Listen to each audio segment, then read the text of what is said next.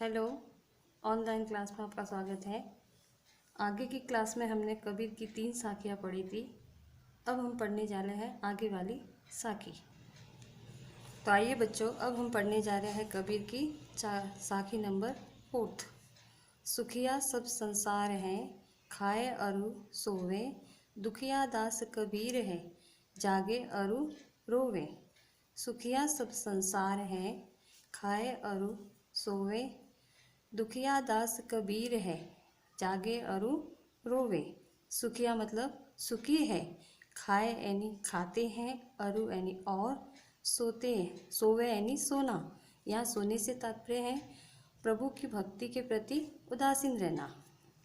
कबीरदास जी कहते हैं कि संसार के सब लोग खा रहे हैं, पी रहे हैं और मौज से सोए हुए हैं और वे सब और इसी में सुखी हैं, परंतु दुखिया दास कबीर है। दुखिया यानी दुखी है कबीरदास जी, जो जागे अरु रोवे। जागे यानी जागते हैं। यहाँ जागने से तात्पर्य लिया गया है कि वे प्रभु की भक्ति में लगनशील हो गए हैं, वे प्रभु की भक्ति में पड़ गए हैं। और रोवे इसलिए वो दिन रात रोते हैं। अर्थात कबीरदास जी कहते हैं कि मैं प्रभु का दास कबीर उस प्रभु के प्रति जाग गया हूँ और उसके वियोग में मैं दिन रात रो रहा हूँ, इसीलिए वह बहुत दुखी है। अगली वाली साखी है। बिरह भुवंगम तन बसे, मंत्र न लागे कोई, राम वियोगी ना जीवे, जीवे तो बोरा होई। बिरह भुवंगम तन बसे, मंत्र न लागे कोई, राम वियोगी ना जीवे, जीवे तो बोरा होई। बिरह, बिरह का मतलब बिछड़ने का दुख। भुवंगम यानी सांप, तन यानी शरीर, बसे यानी रहता है, मंत्र यानी उपाय, न यानी नहीं, लागे यानी लगता है, कोई यानी कोई भी मंत्र। कबीरदास जी कहते हैं कि जिसके शरीर में विरह रूपी सांप घर कर जाता है, उसके बचने का कोई उपाय नहीं रहता। राम वियोगी ना जीवे, जीवे तो बोरा होई। राम यानी प्रभु से लिया गया है, वियोगी यानी जो प्रभु राम से बिछड़ गया है, वो इस सांसारिक जीवन में जीवित नहीं रह सकता। जीवे तो बोरा होई, बोरा का मतलब पागल होता है। अगर वो इस सांसारिक दुनिया में जी भी लेता है तो वो पागल होकर के जीता है। कहने का तात्पर्य ये है कि राम के प्रेम में पागल प्राणी जो होता है वो सांसारिक मोह माया को बिल्कुल ही त्याग देता है, और यदि वह संसार में जीता भी है तो संसार के लोग उसको पागल घोषित कर देते हैं, या संसार के लोगों को वह पागल प्रतीत होता है। अगली साखी है। निंदक नैड़ा राखिए, आंगनी कुटी बंधाए, बिन साबन पानी बिना, निर्मल करी सुभाए। निंदक नैड़ा राखिए, आंगन कुटी बंधाए, बिन साबन पानी बिना, निर्मल करी सुभाए। निंदक, निंदक का मतलब होता है निंदा करने वाला। नैड़ा मतलब निकट, राखिए मतलब रखना चाहिए, आंगनी यानी आंगन में, कुटी यानी कुटिया, बंधाई यानी बना करके। कबीरदास जी कहते हैं कि अपने निंदक को सदा अपने पास में रखना चाहिए, हो सके तो उसे अपने आंगन में ही एक कुटिया बना करके दे देनी चाहिए। बिन साबन पानी बिना, क्यों? क्योंकि वह बिन यानी बिना, साबन यानी साबुन के, पानी यानी पानी, क्योंकि वह बिना पानी और साबुन के निर्मल करी सुभाए।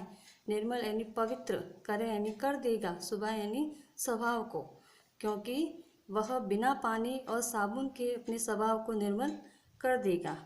क्यों? क्योंकि जो निंदक होता है वो उसकी निंदा भरी बातें सुन सुन करके हमें आत्म सुधार का मौका मिलेगा, और इससे हमारा स्वभाव है वो स्वतः ही निर्मल हो जाएगा।